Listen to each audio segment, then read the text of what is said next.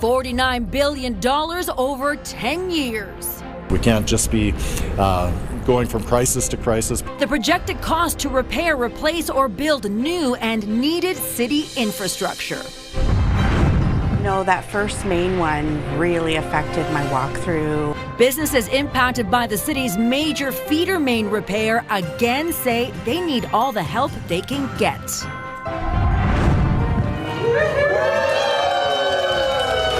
And the newest hotel on the downtown block, why tourism advocates say it's needed. CTV Calgary, local breaking news with Camilla DiGiuseppe.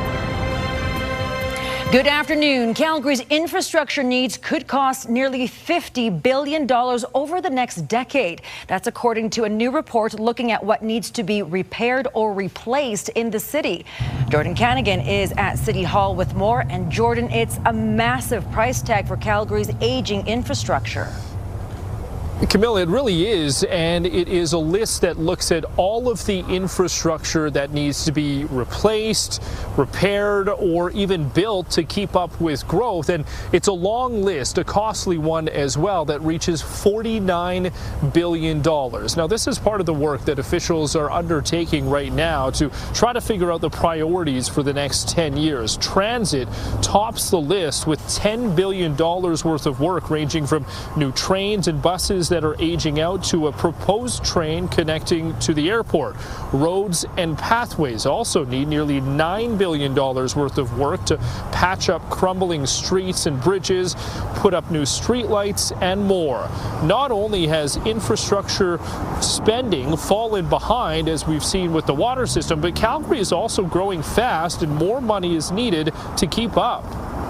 We can't just be going from crisis to crisis, putting fires out. We need to be proactive, and that's what that infrastructure report really says, is this is how we meet the moment of welcoming the 2 millionth Calgarian in a way that we provide the services, housing, and infrastructure that's required to keep Calgary affordable.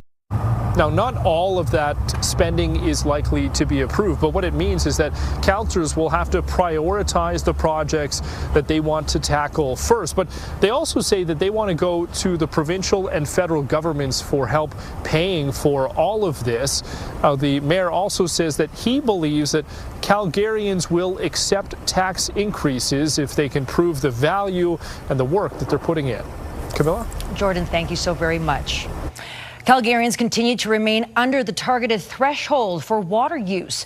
494 million litres of water was used yesterday, which falls within the city's safe and sustainable green zone.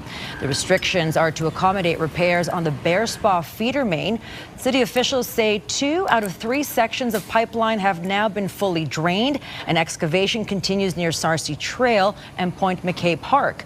Residents are encouraged to reduce their water consumption for at least the next 3 weeks. As Calgary works to bolster its water infrastructure after 2 major feeder main breaks, the city is looking at ways to help businesses impacted by long-term construction. Alicia Philberg joins us now from Montgomery. And Alicia, the area is once again impacted by work there.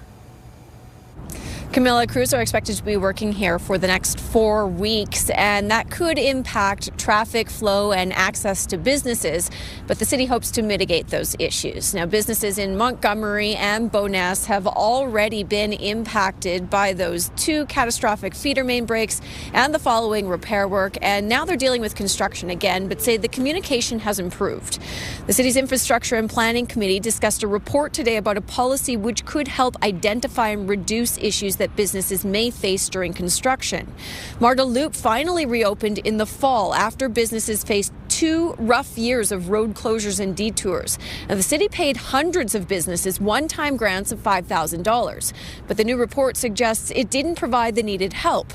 The Canadian Federation of Independent Business suggests a compensation plan based on the amount of revenue lost instead. When we talk to our members across the country, we see that on average, businesses report a 40% decline in revenue during public construction projects. So there's a real need for them to receive financial support. Now, the committee will bring the proposed policy to the entire City Council to vote on in the coming weeks. Camilla? All right, Alicia, thank you so much. Classes resumed today at Notre Dame Collegiate in High River following yesterday's bomb threat. Just after the lunch hour Tuesday, Mounties surrounded the school after administration received a threat. About 550 people inside were safely moved to a nearby golf course. The emergency response team and a K-9 unit spent hours inside the school and say no explosives were found. The investigation into the threat continues. A Calgary man has been charged with sexual assault after police say he met a woman on a dating app. 23-year-old Spencer Maximus Andrews is charged with sexual assault and voyeurism. Investigators say the two agreed to meet after communicating on Tinder in October. On November 1st, the woman went to the man's Southwest home where police say she was sexually assaulted and photos were taken without her consent. Officers executed a search warrant and seized items from the man's home related to the case. Andrews will appear in court next month. And a warning from police in Edmonton about the rise of sextortion targeting youth. In the cases, a victim is often coerced into sending sexual photos or videos and then blackmailed for money. Between 2018 and 2025, 983 cases involving young people were reported to Edmonton police. There were 168 last year alone. The main targets are girls between 13 to 16 years old, while the offenders are predominantly male and as young as 16. All right, there's a snowfall warning in effect for the mountains. Danielle is here with our first look at the forecast. And Calgary's also going to get some snow. Calgary's going to get some snow. What you can do is just brace yourself for about 3 days of winter weather. Okay. With a bigger bulk of it being tonight and through tomorrow morning. But it will continue into Friday and then again on Saturday. And then after that, it will be very spring-like. So I'm giving you hope here. 3 degrees is the temperature right now. Hard to believe that we're in for a big snowstorm starting tonight. Gusts have been closer to that 40-kilometer-per-hour mark at times today. You can expect that even through the evening hours. Later in the evening is when the snow will start to kick in. This is a key thing that I do need to mention is we're not just looking at snow, we're looking at snow combined with strong wind gusts at times, so that will reduce visibility. Again, we had a lot of freezing or a lot of melting today. That will be freezing out there on the roads tonight. So underneath the snow will be ice patches on sidewalks and on roads. So very slick walking and driving conditions over these next 24 to 48 hours. Tomorrow to kick off the day with temperature -5 feeling more like -11, and then the afternoon feeling more like -9. Total amounts from this first wave looking anywhere from 7 to 14 centimeters of snow. All right, that's your 24-hour forecast brought to you by Fifth Avenue Volkswagen. Family owned, community driven. Discover more at Fifth Avenue Volkswagen. Danielle, thank you. Parks Canada is getting pushback over its decision to close some mountain lakes to paddlers and anglers. But officials say it's necessary to prevent the spread of whirling disease. The disease is infectious and deadly for fish populations, particularly trout, whitefish, and salmon. It's now been detected in Lake Louise. So to prevent further spread, Moraine Lake, Bow Lake, and Lake Minnewanka will be closed to paddleboarding, canoeing, and fishing with waders. In Yoho and Kootenay National Parks, those activities remain banned in all lakes and rivers. While the limitations may be frustrating for some, officials say it's critical to prevent the spread. Aquatic invasive species are very difficult to remove or manage once they are introduced into a system. So we understand the disappointment that visitors would like to continue recreating on some of these water bodies, but we are trying to find a balance between protection of our sensitive ecosystems, as well as finding locations and opportunities for visitors to continue water activity recreation. Parks Canada says they are constantly monitoring their measures to combat invasive species, but there is no end date for the new strategy. Some southern Alberta parks will get some sprucing up this year. $87 million has been budgeted for campground, day use area, and trail enhancement projects. The province says every year the number of visitors to Alberta parks grows.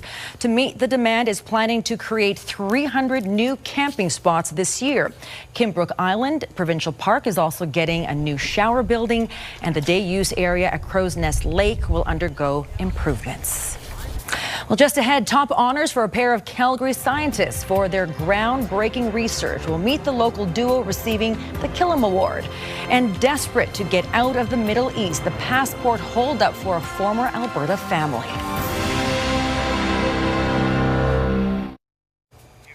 A former Albertan and her family are stuck in Qatar as the war rages in Iran.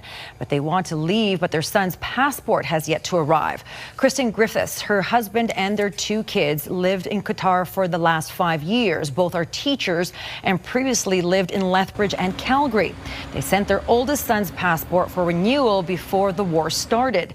But now that the Canadian embassy is closed, they have no way to get their son's documentation to leave the country. Griffith says missiles have been shaking their doors and windows. It's an emergency travel document. I don't understand how they have closed the emergency services and not given Canadians who are waiting on passports. They must have a list. I don't know how they didn't give them any warning that these services were shut down. Immigration, Refugees and Citizenship Canada has acknowledged our request for comment, but we haven't received answers to our questions yet. A delegation of First Nations met with King Charles today to invite him to Canada, but also to talk about the Alberta separatist movement. 2 of the chiefs are from Alberta and said they will bring up the King's obligations to uphold treaty rights. Multiple First Nations have filed court challenges arguing the petition for the separatist referendum question violates treaty rights. Cold Lake's First Nation chief says a court hearing will take place on April 7th to 9th. The chiefs want the King to come to Saskatchewan in August to mark the 150th anniversary of the signing of Treaty 6. 2 Calgary scientists are receiving one of Canada's highest scholarly honors. Both have earned the Dorothy Killam Award and a $100,000 prize each to be put toward research. Dr. Nigel Shrive from the University of Calgary has been awarded the prize for his groundbreaking work in biomedical and civil engineering. Dr. Shabir Barzanjeh has the Killam Fellowship for his work at advancing next-generation quantum technology. Dr. Shrive says his work led to changes in how ligament injuries and osteoarthritis are treated. And so we were able to make a lot of inroads onto the function and the way normal ligaments work and the way that healing ligaments work. So if you injured it and it started healing, what was happening and how did that affect function? The national awards recognize Canadian researchers whose work is helping shape the country's future through innovation and discovery. Let's bring in Danielle once again. Let's talk about the snow that's coming. It's starting out in the mountains, and we're going to get our fair share too. We are going to get our fair share in Calgary. On and off really for the next 3 days is what you can expect, and very treacherous driving conditions at times. Tonight through tomorrow, easing up a little bit on Friday and then back on Saturday. And again, a lot of this melting. Fantastic day today. You know, we got up to 3 degrees in the city. The sun was out for much of the day, and so we had nice weather today. But all that melting is leading to what's going to be freezing out there on sidewalks and roads. And that will need for some really treacherous driving conditions, especially when you add a lot of snowfall on top of that. All right, 3 degrees, our high today. Also our current temperature, 5 degrees in Lethbridge, 7 in through Brooks and Medicine. That was the high today as well. So we had some warm temperatures today. It's very hard to believe we're going to be thrown into winter weather for the next 3 days and much colder temperatures. 52 kilometers per hour. That was the max in Pincher Creek. 63, so gustiest in Medicine Hat today, and closer to that 50 mark in Calgary. Fast forward to tomorrow, and it's going to get more excessive with the gusts. In fact, this will start to pick up tonight. So up to 90 kilometer per hour gusts tonight and through tomorrow. Pincher Creek to Lethbridge, 60 for Medicine Hat once again, and around that 40 to 50 mark for Calgary, Brooks, Drumheller, and Banff. So when you throw snow into that mix, that reduces visibility. It may be reduced and create short-term blizzard conditions and reduce visibility to 0 at times on some roads. This is a look at what's moving our way. So this is a consistent moisture feed, a significant moisture feed from the southwest, and it's going to lead to on and off snow for the next 3 days. A big bulk of it arriving tonight and through tomorrow. And that's why snowfall warnings are in place for the southwest corner and then up the mountain. mountains as well, as you can see here, and another bullseye area looking to be north of Medicine Hat, north of Brooks, basically north of the Trans-Canada, where some isolated areas here could see up to 20 centimeters as well. Timeline on this again is tonight through tomorrow. All right, I'll give you the futurecast here. This is going to build into the mountains tonight. By about 10 o'clock, it will start to make its way into Calgary. Also, QE2, Highway 2 down to Lethbridge, and even Medicine Hat by 10 o'clock tonight with this band. It will intensify around that midnight hour, and then it will be on and off throughout the day tomorrow. Also in the far south, looking at rain, freezing rain, plus all the melting, plus all the freezing, plus the windy conditions. So very treacherous driving conditions, especially in the south, because temperatures will be a little more all over the place. Calgary, we should remain below freezing, so that's why it should be mainly a snow event. When will this move out? Well, this wave that we're dealing with tonight, tomorrow, will move out late Thursday. And then by Friday, we're just looking at a few flurries. We could see anywhere from trace to about a centimeter, and then it picks up again on Saturday. Saturday should be less significant than what we're going to receive over these next 12 hours. So when we look at amounts and what we can expect, it's a bit of an error on here for Pincher Creek because it's looking closer to 10, even 20 centimeters, especially to the west of Pincher Creek. And then you can see higher amounts along the mountains here. Calgary, anywhere from 10 to 14 centimeters, certainly possible with this system.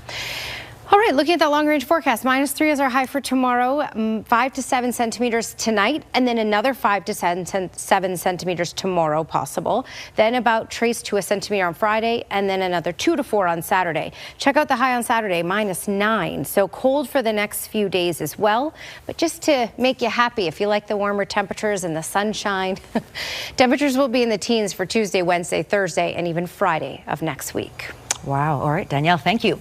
Still to come, it's a move that will hopefully lower what you pay at the pump. Next, the decision Canada and dozens of other countries have agreed upon to release a record amount of oil from strategic reserves.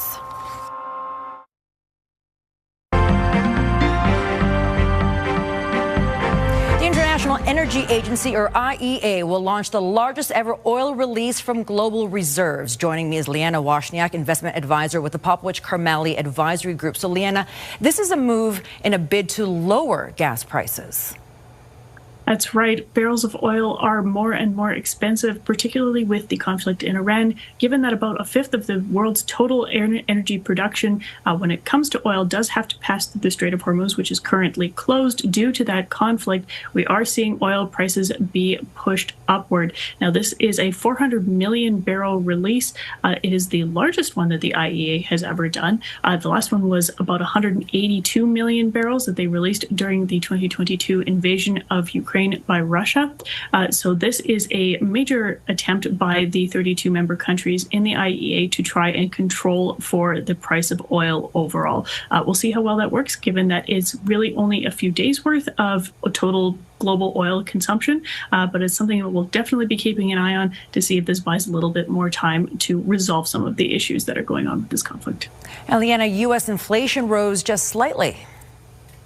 That's right. And this is a February number. So this is their CPI numbers for February in the U.S. And that was up 0.3%. That was right in line with economist expectations. If you take out gasoline, we saw the number at 0.2% month over month and 2.4% year over year. Now, this isn't the Fed's preferred measure of inflation. That number is due out actually later this week. But if we do see these issues continue with the conflict in Iran, that will continue to push up oil prices and continue to spike the price of gasoline, American consumers will be feeling that, and we will see it in the price of inflation. The U.S. Fed will have a bit of a challenge on their hands to decide whether or not they actually want to raise interest rates again to try and combat inflation rather than cutting them. A lot happening this week. Leanna, thank you so much. Thank you. Downtown Calgary has a new hotel, and tourism officials say it's needed. In the downtown core, there's always a need for more. As we see Calgary continue to grow in its attractiveness to a global audience, more hotels and high caliber hotels that offer a full service experience for visitors are really helping Calgary to meet the expectations. The Hampton Inn by Hilton on 6th Avenue Southwest has 151 rooms on 16 floors. It was developed and is owned by 111 Properties. It's affectionately known as the Glampton because of its modern architecture and premium finishes. The hotel is connected to the Plus 15 system and will have a hydrotherapy, sauna, and steam retreat by this summer. Looks pretty good. Supporting businesses during major project disruptions. Here's Tara Nelson with a look ahead to CTV News at 6. Hi, Camilla. City Council discussed a more business-friendly approach to construction today. Coming up at 6, we'll have more on the lessons learned from the Marta Loop makeover, plus the support that businesses currently impacted by feeder main disruptions are really hoping for. Also ahead, alcohol sales in Canada have seen the largest drop in 20 years. Coming up, Calgarians share why they are consuming less. Camilla. Tara, thank you so much. Well, enjoy the sunshine while it lasts because we're in for a big swing of a change. Right now in Calgary, we're sitting under mostly cloudy skies. I guess the sun is gone now, and about 1 degree. Danielle has more details next. All right, Danielle, so tonight the snow starts by the morning. Tricky driving conditions. Yeah, when you look at the wind and you look at all the melting that happened today because it was such a lovely day, and then you throw snow on top of that and reduce visibility, it's tricky for sure. So tomorrow would be a great day to work from home if you have that luxury. 1 degree is the current temperature. Today's high was 3, normal is 3. We're right where we should be temperature-wise today, and we won't be for the next 3 days. -3 is our high for tomorrow, -6 for Friday, Saturday -9. Tonight, 5 to 7 centimeters possible. Tomorrow, 5 to 7 centimeters possible. Then it tapers off to flurries and just a dusting on Friday, and then another 2 to 4 centimeters possible on Saturday. There's a free event this weekend for dinosaur lovers of all ages called Paleo 2026. Now, these are microfossils, and you can learn more about them at the 2-day symposium hosted by the Alberta Paleontological Society at Mount Royal University. This is the 29th year for the symposium, and organizers have lined up a number of guest speakers who are experts in their fields. It's a chance for amateur fossil hunters to hear about the latest research and findings by the professionals. It's a chance to learn new things. So we bring together 7 speakers, we've got 21 posters, learn about the latest research that's being done locally as well as internationally, and a chance to get together actually with other people who are interested in paleontology. One of the experts presenting is John Node. He's a senior paleontologist with Stantec Consulting and helps preserve fossils uncovered at construction sites. For more information about this 2-day symposium event, you can head to our website, ctvnewscalgary.ca. And Alberta is a fossil hunter's dream. All right, thank you so much for joining us. Now here's the early edition of the CTV National News.